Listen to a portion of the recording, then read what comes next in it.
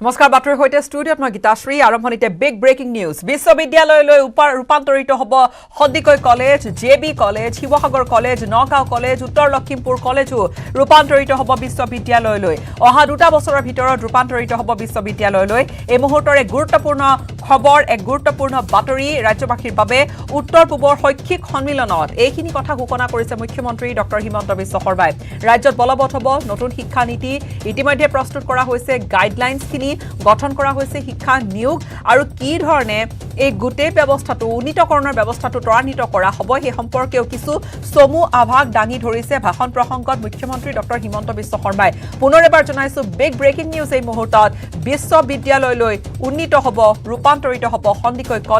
সন্দিকৈ কলেজৰ লগতে জেবি কলেজ শিৱসাগৰ মহাবিদ্যালয় নগাঁও মহাবিদ্যালয় উত্তৰ লখিমপুৰ কলেজো একেধৰণে ৰূপান্তৰিত হ'ব বিশ্ববিদ্যালয়লৈ অহা 2 বছৰৰ ভিতৰত ৰূপান্তৰিত হ'ব বিশ্ববিদ্যালয়লৈ মুখ্যমন্ত্ৰীগৰাকীয়ে নিজে এইখিনি কথা ঘোষণা কৰিছে যেহেতু নৰ্থ ইষ্ট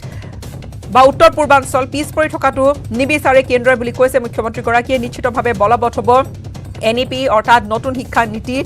ইয়াৰ বাবে অসমে প্ৰস্তুত কৰিছে গাইডলাইন ঘোষণা কৰিছে মুখ্যমন্ত্ৰীগৰাকীয়ে আৰু এটা চমু আভাস দাঙি ধৰিছে এই গোটেই প্ৰক্ৰিয়াৰ ইতিমধ্যে গঠন কৰা হৈছে শিক্ষা আয়োগ আৰু 2 বছৰৰ ভিতৰত ৰাজ্যৰ একাধিক কলেজক প্ৰদান কৰা হ'ব স্বতন্ত্ৰতা অৰ্থাৎ একাধিক কলেজক উন্নীত কৰা হ'ব আৰু সেই অনুসৰি প্ৰথম যি তালিকা সেই তালিকা সামৰি লৈছে Handique college Lakhimpur college Nagaon college Sivasagar college আৰু অনলাইন পদ্ধতিৰে সম্পন্ন হ'ব কলেজ শিক্ষকৰ বদলীকৰণ প্ৰক্ৰিয়াও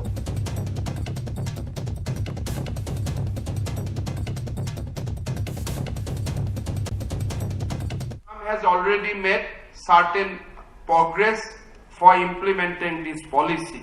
We have created a high-level committee for National Education Plan policy. The draft NEP implementation plan has been ready. Rajya Shiksha Ayog has been formed. In our next cabinet, we are going to divide our system the way in the policy it has been envisaged, foundation, preparatory, elementary. On that format we are going to notify our education policy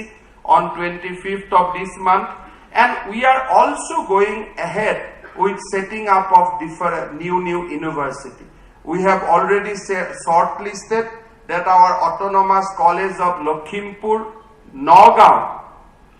and Jorhat JB Law College along with Sibsagar College and Handy College will be given the status of university in next 2 years of time. We are going ahead. We are not waiting for 2034. We are going ahead with the implementable part, whatever is possible on the state government side. আৰু অনেক breaking news এই মুহূৰ্তত অসমীয়া ভাষাত লিখিব পাৰিব ZW Manipuri মিচিঙৰ লগতে আন ভাষাটো প্ৰযোজ্য হ'ব জেইই উত্তৰ পূবৰ শৈক্ষিক সন্মিলনত এইচআৰডি মন্ত্ৰী ধৰ্মেন্দ্ৰ প্ৰধানে এই গুৰুত্বপূৰ্ণ ঘোষণা কৰিছে পুনৰ এবাৰ জনাইছো যি ধৰণে নতুন শিক্ষা নীতি প্ৰৱৰ্তনৰ বাবে সকলোখিনি গাইডলাইন প্ৰস্তুতৰ কাম পূৰ্ণগতিত ত্বৰান্বিত ৰূপত চলি আছে নতুন শিক্ষা নীতি প্ৰযোজ্য হৈ যাব শীঘ্ৰে তাৰ লগতে মাতৃভাষাৰ ওপৰত যেটো গুৰুত্ব দিয়া হৈছে এই নতুন শিক্ষা নীতিত সেই অনুসৰি এটা গুৰুত্বপূৰ্ণ কথা উল্লেখ কৰিছে ভাষণ প্ৰসংগত কেন্দ্ৰীয় শিক্ষা মন্ত্ৰী ধৰ্মেন্দ্ৰ প্ৰধানে তেখেতে কৈছে যে অসমীয়া ভাষাত লিখিব পাৰিব জেডব্লিউ লগতে মণিপুৰী মিচিঙৰ লগতে আন ভাষাটো প্ৰযোজ্য হ'ব জেইই আৰু উত্তৰ পূবৰ শৈক্ষিক সন্মিলনত এইচআৰডি মন্ত্ৰী ধৰ্মেন্দ্ৰ প্ৰধানে কৰিছে এই মন্তব্য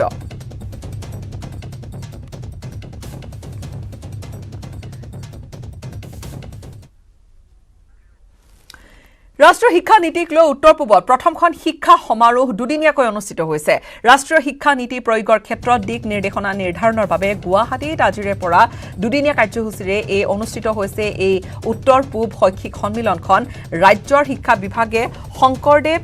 শৈক্ষিক আৰু গৱেষণা ফাউণ্ডেশ্যনৰ সহযোগিতাত আজি আৰু কাইলৈ এই 2টা দিনত গুৱাহাটীত এই সন্মিলনৰ আয়োজন কৰিছে এই সন্মিলনত বিদ্যালয়ৰ পৰা বিশ্ববিদ্যালয় পৰ্যন্ত নতুন শিক্ষা নীতিৰ ফলত আহিব পৰা পৰিৱৰ্তন আদি বিভিন্ন দিশৰ ওপৰত বিস্তৃতৰূপে আলোচনা কৰিছে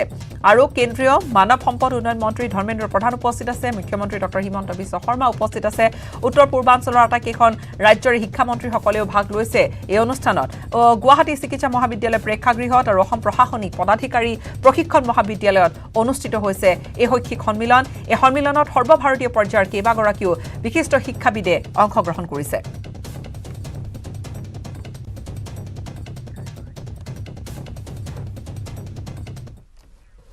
আন কিছু খবৰ ডিব্ৰুগড়ত খাদ্য অসামৰিক যোগান বিভাগ আৰু গ্ৰাহক পৰিক্ৰমা বিভাগে অভিযান চলাইছে বৰবৰুৱাৰ আশীৰ্বাদ এণ্টাৰপ্ৰাইজ নামৰ ব্যৱসায়িক প্ৰতিষ্ঠানখনত এই অভিযান চলিছে প্ৰতিষ্ঠানখনত অবৈধভাৱে খাদ্য সামগ্ৰী জমা ৰখাৰ উঠিছে গুৰুতৰ অভিযোগ বৃহৎ পৰিমাণৰ নিমখ আলু পিয়াজ আৰু লগতে গুড় জব্দ কৰা হৈছে পৰিদৰ্শক অমিত কুমাৰ বৰুৱাৰ নেতৃত্বতে অভিযান চলোৱা গৈছে অভিযান কালত তেওঁলোকে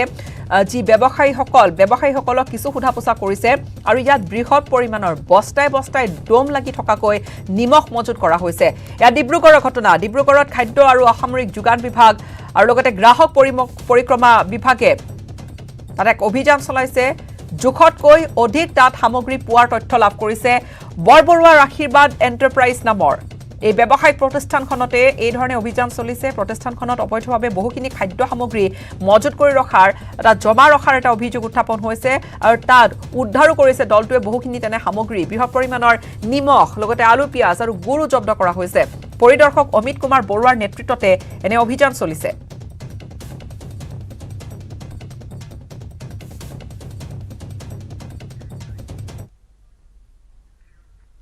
ৰিলায়েন্স ইণ্ডাষ্ট্ৰিজ লিমিটেড আৰু সৌদি আৰামকোৰ মাজত 2019 চনত স্বাক্ষৰিত চুক্তি পুনৰ মূল্যায়ন কৰিব ৰিলায়েন্সৰ O2C ব্যৱসায়ত 1500 কোটি মাৰ্কিন ডলাৰ বিনিয়োগৰ বাবে 2019 চনত এই চুক্তি স্বাক্ষৰিত হৈছিল 20% অংশীদাৰিত্ব ক্ৰয়ৰ বাবে সৌদি আৰামকো আৰু লগতে ৰিলায়েন্স ইণ্ডাষ্ট্ৰিজৰ মাজত স্বাক্ষৰিত চুক্তি দুয়োটা পক্ষই পুনৰ মূল্যাংকনৰ বাবে সহমত পোষণ কৰিছে ৰিলায়েন্স ইণ্ডাষ্ট্ৰিজ লিমিটেডে এটা বিবৃতি যোগে এইখিনি কথা প্ৰকাশ কৰে ৰিলায়েন্স O2C ব্যৱসায় একাষৰীয়া কৰাৰ বাবে নেশ্যনেল কোম্পানী ল ট্ৰাইব্যুনেলত দাখিল কৰা আবেদনো উঠাই লৈছে কোভিড বিধি সত্ত্বেও বিগত দুটা বছৰে ৰিলায়েন্স ইণ্ডাষ্ট্ৰিজ আৰু সৌদি আৰামকোৱে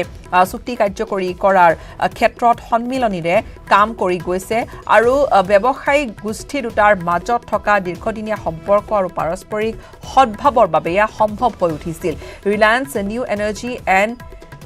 মেটেৰিয়েলছৰ ব্যৱসায়ৰ নতুন আঁচনি মুকলি কৰিছে জামনগৰত থকা Dhirubhai Ambani green energy giga কমপ্লেক্সৰ উন্নয়ন সাধন কৰি নৱীকৰণযোগ্য শক্তি উৎপাদন কেন্দ্ৰ হিচাপে গঢ়ি তুলিব জামনগৰৰ এই প্ৰতিষ্ঠানটো পশ্চিম ভাৰতৰ অন্যতম সৰ্ববৃহৎ O2C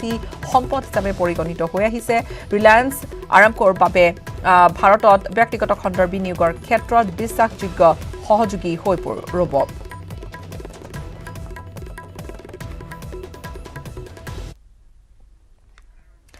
লখিমপুৰত উচ্ছেদৰ জাননী দিবলৈ যোৱা বন বিষয়াক ঘেৰাও কৰিলে বেদখলকাৰীয়ে ৰঙা সংৰক্ষিত বনাঞ্চলৰ অধীনস্থ টেমাগড়ত এই ঘটনা ঘটিছে আৰু বেদখলকাৰীক জাননী দিবৰ বাবে গৈছিল বনকৰ্মীৰ দলটো লখিমপুৰৰ ঘটনা লখিমপুৰত উচ্ছেদৰ জাননী দিবলৈ যোৱা বন বিষয়াৰ দলটোক বা বন বিষয়াক ঘেৰাও কৰিছে কিবা কৰিব বেদখলকাৰীয়ে ৰঙা সংৰক্ষিত বনাঞ্চলৰ অধীনস্থ টেমাগড়ত এই ঘটনা ঘটিছে বেদখলকাৰীক জাননী দিবৰ বাবে গৈছিল বনকৰ্মীৰ দলটো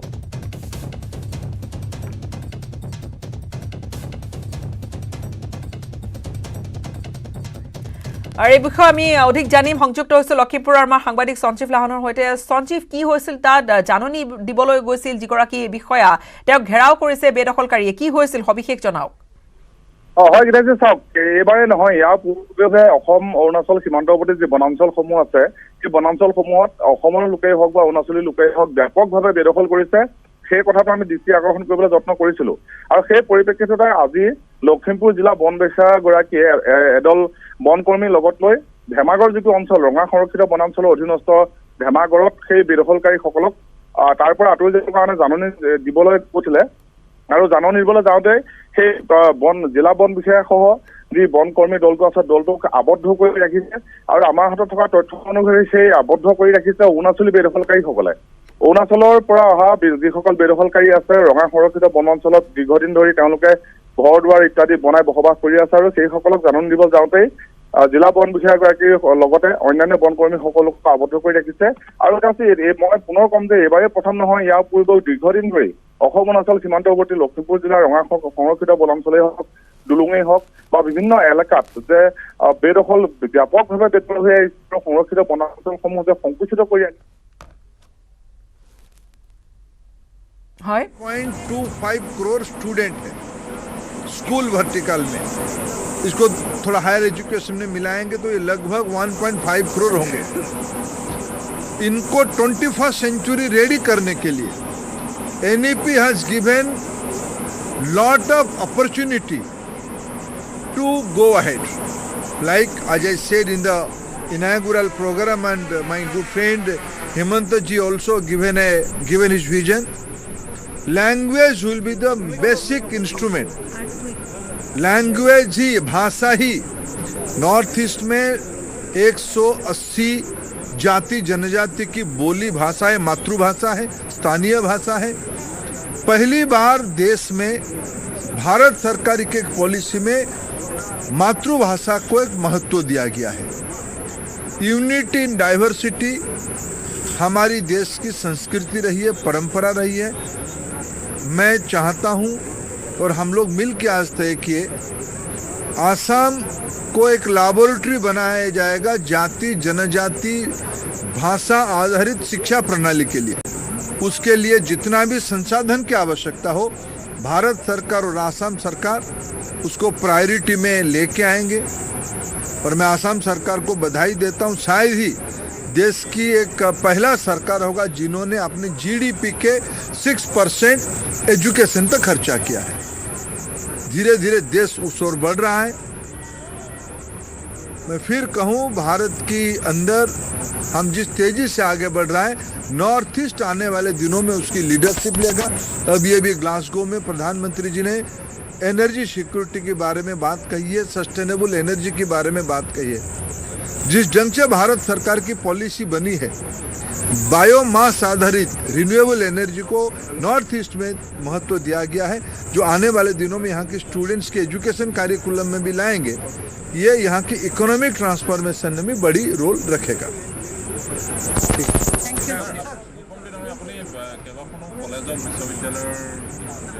আমাৰ national education policy stand alone university হ'ব লাগে। JB মহাবিদ্যালয়, লখিমপুৰ, নগাঁও তিনিখন অট'নমাছ কলেজ আছিলে। এই তিনিওখনক আমি বিশ্ববিদ্যালয় কৰিম। তাৰ লগত শিৱসাগৰ আৰু সন্দিকৈ মহাবিদ্যালয়কো আমি বিশ্ববিদ্যালয় কৰিম। মই 3 বছৰ আইডিয়া লৈছোঁ, এখন এখনকৈ হৈ যাব। আমাৰ এডুকেশ্যন পলিচি ৰাজ্যত ইতিমধ্যে বহুত পৰ্যায়ত ইমপ্লিমেণ্টেশ্যন হৈছে। ইয়াত বহুত পইণ্টছ আছে। 25 তাৰিখৰ কেবিনেটত ইয়াৰ আমি ষ্ট্ৰাকচাৰটো এপ্ৰুভ কৰিম। কোনটো ফাণ্ডামেণ্টেল হ'ব, কোনটো প্ৰিপেৰেটৰী হ'ব, কোনটো এলিমেণ্টাৰী হ'ব, ছিনিয়ৰ ছেকেণ্ডেৰী কোনটো হ'ব, যিটো বেছিক ষ্ট্ৰাকচাৰ এইটো আমি 25 তাৰিখৰ কেবিনেটত আমি এপ্ৰুভ কৰিম। চাওক, এইটো বহুত ডাঙৰ সাগৰ। ইয়াক টাইমে দিছে 2034 লাষ্ট। প্ৰত্যেক বছৰৰ মাইলষ্টনছ আছে যে এই বছৰ কি কৰিব লাগিব, অহা বছৰ কি কৰিব লাগিব, আৰু সেই মাইলষ্টন মতে আমি আগুৱাই গৈ থাকিম। চাওক, মই ভাবোঁ যে পুলিচিং, ল এণ্ড অৰ্ডাৰ অসম এটা সময়ত ফাষ্ট হ'ব। কেইটামান দিন সময় দিব।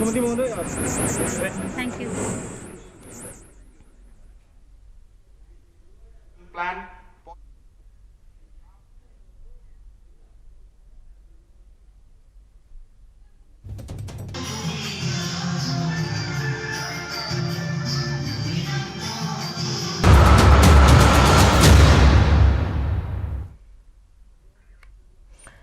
নগাঁৱৰ ওচৰত হাৰ মানি ONGCয়ে উঠাই নিবলৈ বাধ্য হ'ল নিৰ্মীয়মান এটা তেলৰ ৰিগ। গোলাঘাট জিলাৰ সৰুপথাৰ উৰিয়ামঘাটৰ অসম নাগালেণ্ড সীমান্তৱৰ্তী অঞ্চলত থকা তিনিটাকৈ ONGCৰ খননস্থলী বিগত প্ৰায় 6টা মাহ দিন ধৰি বন্ধ হৈ আছিল। অসম নাগালেণ্ড সীমান্তৰ বিবদমান এলেকাত থকা এই তিনিওটা ONGCৰ খননস্থলী নাগালেণ্ডৰ চৰকাৰে নাগালেণ্ডৰ মাটিত থকা বুলি দাবী কৰি বন্ধ কৰি থৈছিল। তৈলখাট তিনিওটা 6 মাহ উকলি যোৱাৰ 6 মাহ পাৰ হোৱাৰ দিন ধৰি বহুবাৰ আলোচনা হোৱাৰ পাছতো কোনো সমাধান নোহোৱাত অৱশেষত নাগালেণ্ড চৰকাৰৰ হেঁচাত নিকেহে বস্তিত থকা এই ONGCৰ তৈলখাটটো উঠাই নিবলৈ বাধ্য হ'ল ONGC কৰ্তৃপক্ষই। অসম নাগালেণ্ড আমি সীমান্তত আমি বসবাস কৰি আছোঁ আৰু আমি সদায় নিজৰ আমাৰ অসমৰ মাটি বুলি আমি দাবী কৰি আহিছোঁ। তৎসত্ত্বেও যেনিবা আমাৰ যি প্ৰশাসন ব্যৱস্থা আছে, নাগালেণ্ড প্ৰশাসনে যেনেধৰণে তেওঁলোকে আমাৰ অসমৰ মাটিত তেওঁলোকে বসবাস কৰি থকাৰ পিছতো তেওঁলোকৰ নাগালেণ্ড বুলি তেওঁলোকে দাবী জনাব পাৰিছে। কিন্তু আমাৰ অসমৰ প্ৰশাসন বা আমাৰ চাব ডিভিজন বা যিখিনি আমাৰ প্ৰশাসনিক বিষয়া আছে তেওঁলোকে কোনো ইয়াৰ মানে পজিটিভ এটা এক্টিভিটি দেখা নাই আমি আৰু এনেকৈ ধৰণে যি তেওঁলোকৰ নগাই যেনেকৈ আমাৰ আগৰ পৰাই ইয়াত আগ্ৰাসন কৰি আহিছে ঠিক তেনেধৰণে আজিও সেই একেই অৱস্থাই কিন্তু আমি গোটেইখিনি জানিও নজনা আৰু দেখিও নেদেখা নিচিনাকৈ থাকিবলগীয়া হৈছে আৰু ইয়াতে আমাক প্ৰশাসনে কোনো ধৰণৰ তেওঁলোকৰ সহযোগিতা আগবঢ়োৱা নাই উত্তৰ গুৱাহাটীত কামৰূপ আৰক্ষীৰ এনকাউণ্টাৰ আৰক্ষীৰ গুলীত গুলীবিদ্ধ হৈছে দুৰ্ধৰ্ষ ড্ৰাগছ মাফিয়া গুলীবিদ্ধ ড্ৰাগছ মাফিয়াটোৰ নাম হৈছে ইয়নোভা এম আমিনগাঁও ধৃত ইয়নোভা এমক লৈ আৰক্ষীয়ে অভিযান চলাইছিল আৰক্ষীৰ বাৰদাস্ত্ৰ কাঢ়ি পলায়নৰ চেষ্টা কৰোঁতে ড্ৰাগছ মাফিয়াটোক আৰক্ষীয়ে গুলীয়াবলৈ বাধ্য হয় তোলাৰাম বাফনা অসামৰিক চিকিৎসালয়ত বৰ্তমান ভৰ্তি হৈ আছে এইটো ড্ৰাগছ মাফিয়া শুকুৰবাৰে বৰ্ণিহাটত জব্দ কৰিছিল 4 কোটি টকাৰ ড্ৰাগছ আৰু ড্ৰাগছ সৰবৰাহ কৰা 2 মাফিয়া কৰাটো কৰিছিল আৰক্ষীয়ে এই 2 ড্ৰাগছ মাফিয়াৰ স্বীকাৰোক্তিৰ ভিত্তিত মহানগৰীৰ ভেটাপাৰাৰ ইয়নোভা এমক কৰিছিল আটক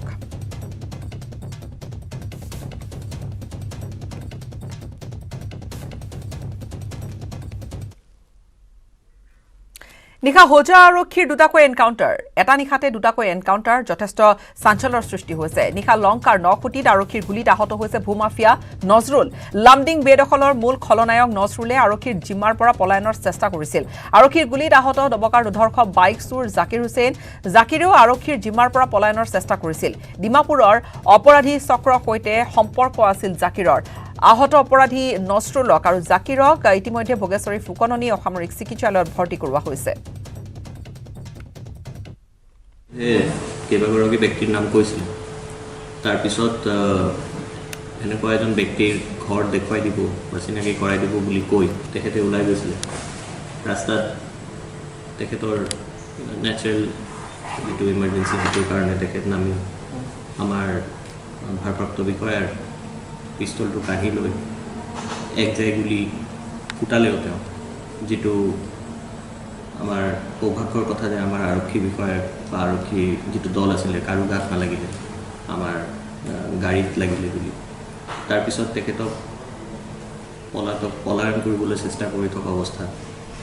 উপায়হীন হৈ আমাৰ আৰক্ষী দলে তেওঁৰ ভৰিত একজাই গুলি মাৰিবলগীয়া হ'ল জাকিৰ হুছেইন নামৰ ব্যক্তিজন তেখেত ইয়াতে ভেটেৰেন আমাৰ যিটো বাইক চুৰি গেং আছিলে আৰু সেইটোৰ তেওঁ গেং লিডাৰ আছিলে তাৰ উপৰিও তেওঁ বহুবাৰ আৰক্ষীয়ে গ্ৰেপ্তাৰ কৰি জেললৈও প্ৰেৰণ কৰিছিলে তেওঁ কোৱা মতে আমিৰ উদ্দিন বুলি এজন ব্যক্তি কাৰ্বি আংলঙৰ ছাইডে থকা বুলি তেওঁ ক'লে আমাৰ দবকা আৰক্ষী যিটো ভাৰপ্ৰাপ্ত বিষয়া অমৃত সিঙৰ নেতৃত্বত দল এটা ওলাই যাওঁতে যিটো আকাশী গংগা পোৱাৰ আগত যিটো খাল পায়